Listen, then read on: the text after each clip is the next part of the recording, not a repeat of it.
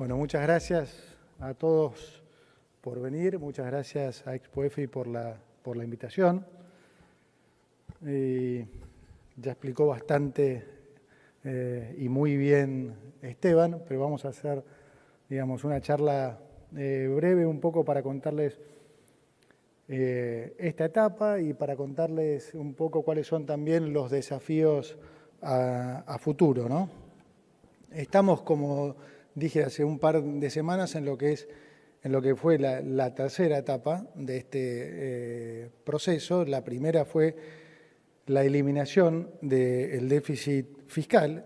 Y es importante remarcar que esta eliminación del déficit fiscal se hizo vía no suba de impuestos, sino vía la reducción del 30% en el nivel de gasto. Voy a explicar después por qué el énfasis en esto, ¿no? La etapa 2 fue la eliminación del déficit cuasi fiscal, ¿no? La eliminación de la emisión monetaria. ¿Cómo se hizo esto rápidamente? Fue mucho más importante en el programa de lo que se menciona. Fue, yo diría, un factor clave, porque, como explico siempre, podría haberse dado el caso que el país hubiera terminado en hiperinflación aún a pesar de haber ido a equilibrio fiscal, lo que hubiera sido devastador a nivel de sociedad para después hacerles entender que el verdadero problema argentino de los últimos 124 años había sido el déficit fiscal. Ahora, el overhang monetario era tan alto, ¿no? Había una demanda de dinero por el piso, previa a lo que es un proceso hiperinflacionario. Teníamos casi 4 bases monetarias en pasivos remunerados y no teníamos ningún recurso. No había dólares en el Banco Central, no había financiamiento y Argentina no tenía ninguna credibilidad como país. Entonces, ¿cómo se resolvió esto? Bueno, los primeros meses, entonces básicamente de diciembre a abril, se aplicó una tasa de interés real muy negativa que hizo que durante esos meses ese sobrante monetario solamente por ese efecto se redujera a la mitad, esencialmente. Y se combinó con una estrategia financiera que fue la emisión de este bono BOPREAL, que vino de alguna manera también a socorrer a las políticas monetarias y cambiarias. Por el lado cambiario, solucionando el problema de los importadores con los productores del exterior, restableciendo esa cadena que se había roto y que ya empezaba a generar desabastecimiento e hiperinflación, y también sirviendo como amortiguador para cualquier suba del tipo de cambio. Pero con respecto a lo monetario, también lo que se logró fue absorber, vía la venta de estos bonos, una base monetaria más. Entonces, esencialmente para mayo, ese sobrante monetario se había reducido tanto que pudimos volverlo a traspasar al Tesoro Nacional, que es donde realmente corresponde, porque ese déficit cuasi fiscal no es otra cosa que el déficit fiscal financiado con emisión. Entonces, al pasar ese sobrante ahora menor al Tesoro Nacional, terminamos con la emisión monetaria. Entonces digo, ¿por qué es importante remarcar esto? Por los resultados que se lograron con eso, ¿sí? No es una casualidad, entonces, que como consecuencia de estas dos cosas, la economía haya crecido un 6%, cuando miramos el estimador mensual de actividad económica de diciembre del 2023 a diciembre del 2024, la economía creció un 6%, a pesar de haber reducido el déficit fiscal en 5 puntos y el cuasi fiscal en 10. Recuerden que todo el mundo decía que si hacíamos esto iba a ser a costa de una brutal recesión. De vuelta, esto nos permitió que a la economía crecer un 6%, a los salarios reales subir casi un 15% y sacar 10 millones de personas de la pobreza. ¿Por qué es esto? Porque es el modelo exactamente inverso a lo que siempre hizo el kirchnerismo. Cuando se habla de ajuste, en realidad el ajuste es el modelo kirchnerista, ¿no? O sea, ¿qué hace ese modelo? Agranda el Estado. Para agrandar el Estado, ¿a quién le saca recursos? Al sector privado. ¿Cómo se lo saca? Subiendo impuestos, como eso no alcanza porque siguen teniendo déficit, es absorbiendo deuda, es decir, los bancos, en vez de prestarle al sector privado, ahora prefieren prestarle al sector público, dejar de actuar como bancos, y finalmente con emisión monetaria, que lo que hace es crear ese impuesto inflacionario que terminan pagando los más pobres, ¿sí? De ahí la desigualdad que se termina generando, ¿no? O sea, empresarios mucho más ricos, porque en realidad terminan conviviendo en un modelo de dólar alto, salarios en dólares miserables e industrias protegidas. Y la gente, digamos, mucho más pobre, ¿no? Clase baja a la cabeza y la clase media también.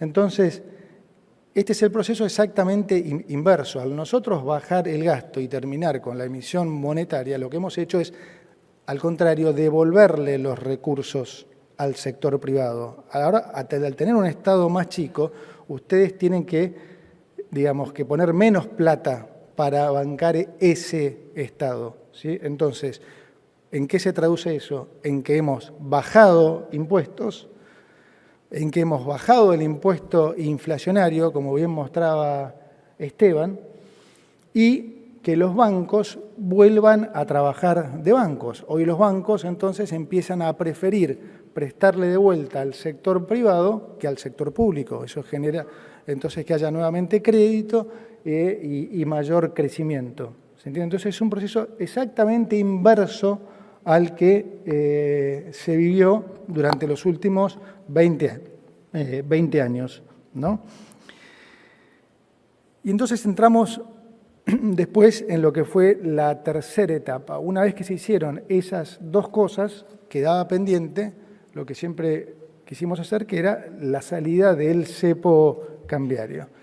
Y para eso había que recapitalizar el Banco Central. En ese momento, agosto del año pasado, entonces fuimos a ver nuevamente al fondo, que estaba muy impresionado con todos los logros, y entonces le dijimos, bueno, podemos seguir recapitalizando el Banco Central gradualmente como lo estamos haciendo, o nos pueden ayudar con una infusión de capital. Es decir, nosotros habíamos resuelto la parte del pasivo del Banco Central, pero consideramos, por supuesto, que para salir del cepo de manera no traumática, esos pesos tenían que estar respaldados.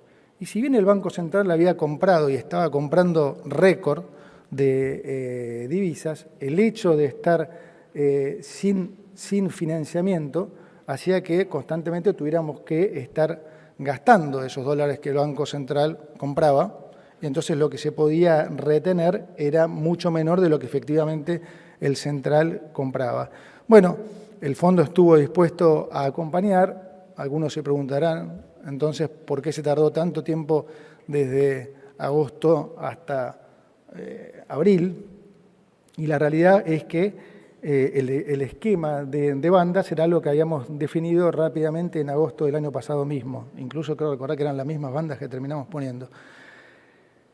Durante septiembre fuimos corriendo los diferentes modelos para ver cuál era el nivel óptimo de reservas que necesitábamos para garantizar, para respaldar el nivel de pasivos del Banco Central.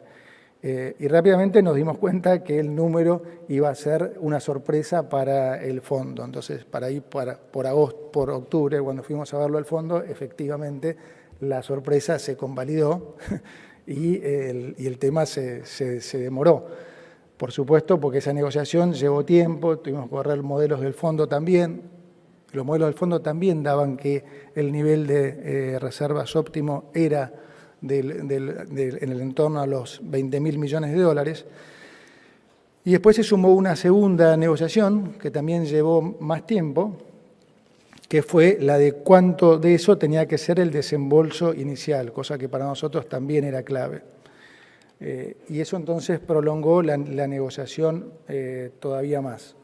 O sea que nada tuvo que ver con ningún tipo de especulación. Si hubiéramos podido terminar para fin del año anterior, lo hubiéramos hecho. Si hubiéramos pedido un monto menor, probablemente también, pero no hubiera sido lo ideal.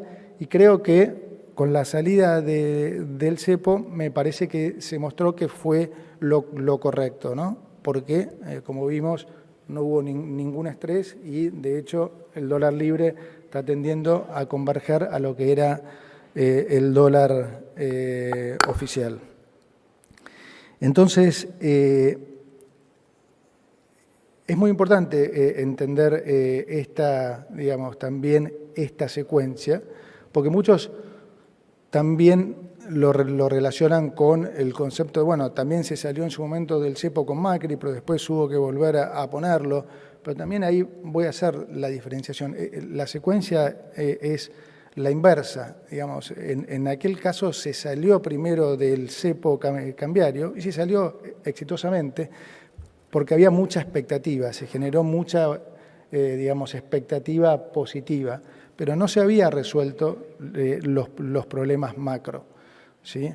Entonces, el enfoque nuestro fue exactamente inverso. Primero resolvimos los problemas macro, primero resolvimos el problema fiscal, después resolvimos el problema cuasi fiscal y después, entonces, capitalizamos al Banco Central. Y eso nos permitió hacer un acuerdo realmente mucho más sólido, un acuerdo único en el sentido de, no solo único para Argentina, sino que no es un acuerdo normal del fondo. El fondo normalmente presta plata para financiar esa transición hacia el orden macro. Nosotros el orden macro fue lo primero que hicimos y de vuelta eso nos permitió un acuerdo, yo diría atípico, al punto que, voy a contar alguna infidencia de las últimas reuniones del G20 y del fondo.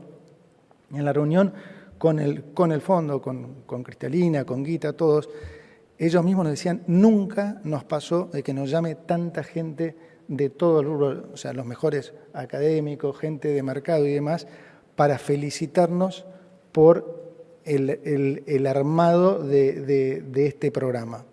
Nunca. Ayer el presidente mandó al chat de gabinete también una entrevista a Sebastián Edwards. Sebastián Edwards es un muy reconocido economista chileno, profesor de la UCLA, pero lejos de liberal, yo creo que Sebastián está más identificado con la centroizquierda. Y él dice en la entrevista mismo que realmente el diseño de este acuerdo era fenomenal y que estaba muy optimista porque realmente veía que ahora Argentina realmente podía a nivel económico, que buena frase simpática, de poder ser la potencia que es en fútbol. O sea, este acuerdo no tiene nada que ver con los otros 22 acuerdos que ha firmado Argentina o de vuelta con otros acuerdos que haya hecho el fondo con otros países. Es importante que entiendan esto porque, digamos, la comunicación ha pasado a ser un gran desafío,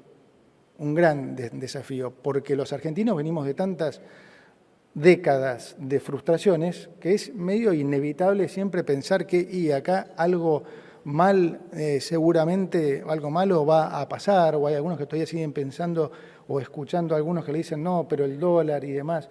Estamos en una situación que, insistimos nosotros, no hemos visto nunca, que no han visto nunca ustedes, no han visto nunca nuestros padres ni nuestros abuelos. Es importante que se entienda eso de una vez por todas, porque Argentina va a salir igual, pero cuanto más rápido nosotros podamos hacerles entender esto a ustedes, a los comerciantes y demás, más rápido y más fuerte vamos a salir. Vamos a evitar cosas como cuando salimos del cepo, que algunos inmediatamente por las dudas subieron precio, como dice el gran Fede Furiase, eso antes pagaba, porque digamos, ese por las dudas en Argentina pagaba, ahora no paga que hagas eso. De hecho, la mayoría tuvo que retrotraer los precios, porque haces eso y te quedás fuera de mercado. Es decir, estamos en otra Argentina, en una Argentina donde los precios pueden incluso bajar. Ya no solo hoy ya no tiene sentido, digamos, económico que haya inflación. La inflación va a colapsar, es un tema de tiempo. Los precios incluso pueden bajar. Venía escuchando al presidente de YPF anunciar que este mes baja la nafta un 4%.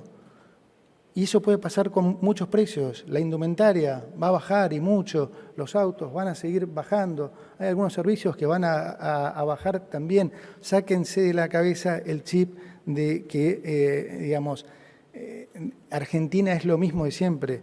Este es un cambio fundamental que no hemos visto nunca, ninguno, y es importante que cambiemos la cabeza en eso. O sea, la baja del costo argentino no viene más por devaluaciones, como típicamente hemos visto. La baja del costo argentino va a venir dado por 4 factores. 3 que tienen que ver con nosotros, 1 que tiene que ver con el sector privado. ¿Nosotros qué tenemos que hacer? Seguir bajando impuestos, seguir desregulando y abrir la competencia. ¿Sí? Y desde el sector privado, ¿qué hay que volver a hacer? Algo que no se hace también hace mucho tiempo, que es volver a invertir. En Argentina, digamos, no ha habido inversión por muchísimos años. Y eso es porque, al contrario de lo que pregona, el kirchnerismo lo único que ha hecho es fomentar el negocio financiero. Durante los últimos 20 años era más importante entender qué iba a pasar en lo financiero que en los propios negocios de las industrias. Era más importante el manejo de la plata que el de la propia industria. Era más importante tener un contacto en el gobierno para poder comprar dólares a una tercera parte de lo que valía que otra cosa. Ahora hay que concentrarse en volver a ser eficiente y en entender que los retornos de las diferentes industrias no pueden ser los de la Argentina pasada, porque el nivel de riesgo ya es otro. Hoy Argentina es uno de los 5 mejores alumnos del mundo. Les vuelvo a decir, no, ojalá hubieran podido venir todos a Washington. Argentina es hoy ejemplo de lo que hay que hacer. Hemos pasado en 16 meses de ser ejemplo del desastre, de lo que no hay que hacer, a ser el ejemplo de lo que hay que hacer. No lo digo yo, lo dijo el secretario del Tesoro de los Estados Unidos, ¿sí? Dijo, o sea, vamos a ayudar a Argentina en caso que tenga alguna necesidad, porque está haciendo lo que hay que hacer.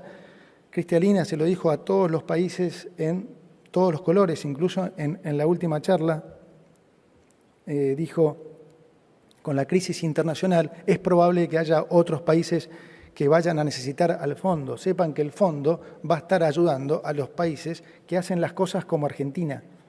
O sea, hemos pasado a ser de los 195 países esos que maneja el fondo, el ejemplo.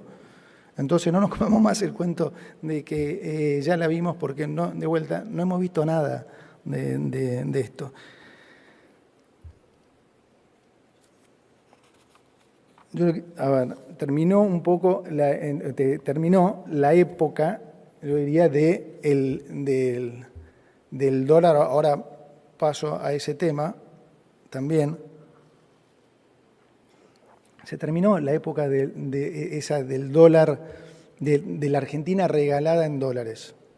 La contracara de una Argentina regalada en dólares es un país que le va pésimo, ¿sí? No es una casualidad que cuanto más regalada Argentina estuvo en dólares fue a fin del gobierno anterior y nosotros heredamos la peor situación económica de la historia. Es la contracara de eso.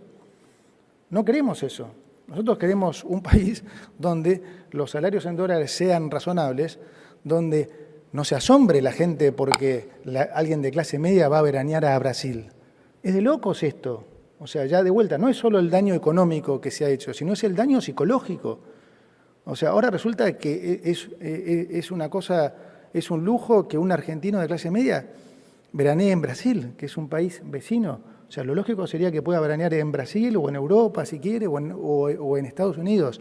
Vamos a un esquema de vuelta absolutamente diferente, donde lo importante va a ser, insisto, la eficiencia, y lo importante de nuestro lado va a ser continuar reduciendo el tamaño del Estado, porque eso va a ser, entonces, que le devolvamos cada vez más y más recursos al sector privado, que es lo que estamos haciendo. Y como dice siempre el presidente, en un sistema de recursos escasos, está claro que el sector privado administra esos recursos mucho mejor que el sector público, que es mediocre, que es burocrático y que es corrupto, esencialmente.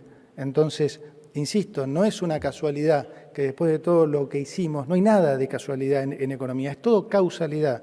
Entonces, no es una casualidad que con todo esto que hemos hecho, la economía haya crecido.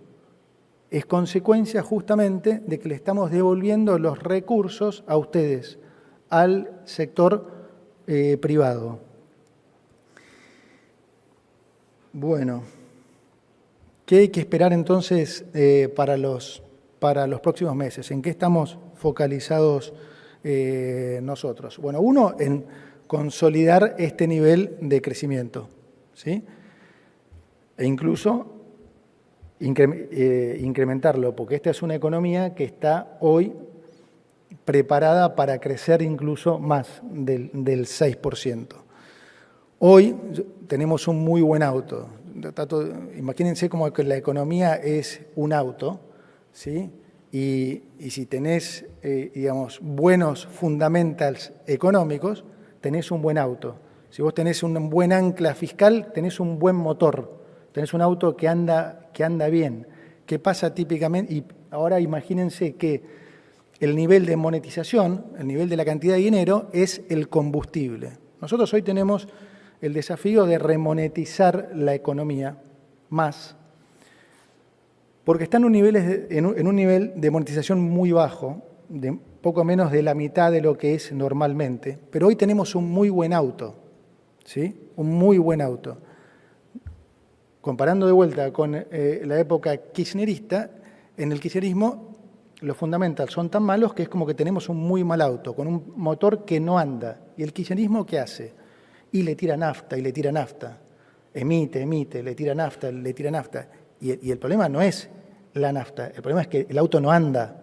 Entonces se llena de nafta y olor a nafta por todos lados. Nadie se quiere acercar al auto. Si hay una chispita, la economía o el auto explota, ¿sí? Ahora nosotros estamos en una situación en que tenemos un gran auto. Somos de vuelta uno de los 5 mejores países para el fondo en términos de fundamentals.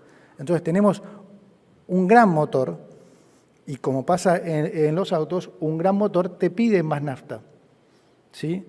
Y nosotros, por el contrario, por el diseño de nuestra política, estamos sacando nafta. Nosotros retiramos pesos por superávit, vamos a retirar más pesos con la emisión de este bono de Bopreal para dividendos. Entonces nosotros necesitamos que la economía se remonetice para que el nivel de crecimiento se mantenga o suba.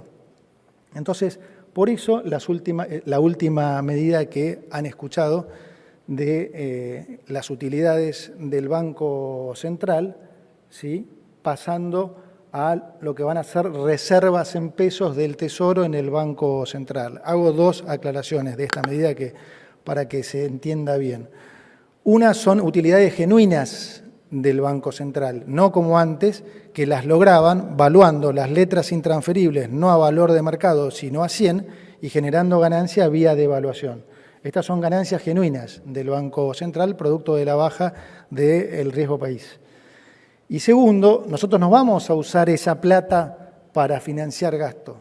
Vamos a usar esa plata para tenerlas como reservas para poder cancelar deuda en el caso de que los bancos no hagan 100% de refinanciamiento de la deuda en pesos porque están más inclinados a prestarle ahora al sector privado. Entonces, por un lado, cancelamos deuda y remonetizamos la economía en el momento en que lo necesita. Y también nos vamos a focalizar en lo que es la remonetización en dólares. A nosotros no nos importa si la remonetización se produce en pesos o en dólares. Estamos en competencia de monedas. Imagínense como que son diferentes naftas, YPF o Shell, Action o lo que quieran. Entonces, también queremos ver que haya una remonetización en dólares y en las próximas probablemente 2 semanas vamos a estar anunciando alguna medida que va a sorprender también a algunos y que va a fomentar mucho el uso de los dólares. Entonces, cada vez de vuelta va a haber más dólares y van a circular más dólares. Y como digo, esperemos que esto lo tengamos listo para por lo menos dentro de las próximas 2 semanas. Entonces, necesitamos, insisto, que esta remonetización se materialice para que la economía pueda seguir creciendo. En la medida que la economía siga creciendo y nosotros sigamos achicando el gasto, como de hecho seguimos haciendo, vamos a tener un mayor superávit que nos va a permitir seguir bajando impuestos y bajarlos más y más y devolverles más recursos al sector privado. Adicionalmente, vamos a seguir desregulando. Ya lo ven al ministro de Desregulación contando los días, todos los días, y van a también, por supuesto, ver anuncios desde ese lado también. Y finalmente vamos a ir por esas reformas estructurales que son tan necesarias, ¿no? Estamos hablando de lo que es reforma fiscal, reforma laboral y, al final, reforma previsional. Esto, por supuesto, lo decidirá el presidente y la política, lo que es el timing para implementar estas cosas, pero también son muy necesarias en Argentina para seguir bajando el costo argentino y, sobre todo, también para desincentivar la informalidad, eso que ha sido el incentivo durante los últimos 20 años, porque todo esto que hemos estado discutiendo no ha hecho otra cosa que incentivar la informalidad, o sea, la suba de impuestos, cada vez más cargas y demás, obviamente que dificulta todo lo que es, como policymaker, el desarrollo de las políticas económicas. Así que, nada, entonces, para terminar, déjenme decirles que ya están viendo mucho de nosotros. Tenemos a los 3 campeones acá, a las 3 anclas que están, digamos, comunicando y saliendo mucho más en televisión y explicando. Para nosotros la comunicación en este momento es clave, hoy representa un desafío porque, como digo, es muy importante que todos entiendan que estamos en una nueva Argentina, que, como dijo el presidente, y me encantó, que en poco tiempo los países van a decir que quieren crecer a tasas argentinas y que insisto, no tengan ninguna duda que estamos por presenciar los mejores 20, 30 años de nuestra historia. Muchas gracias.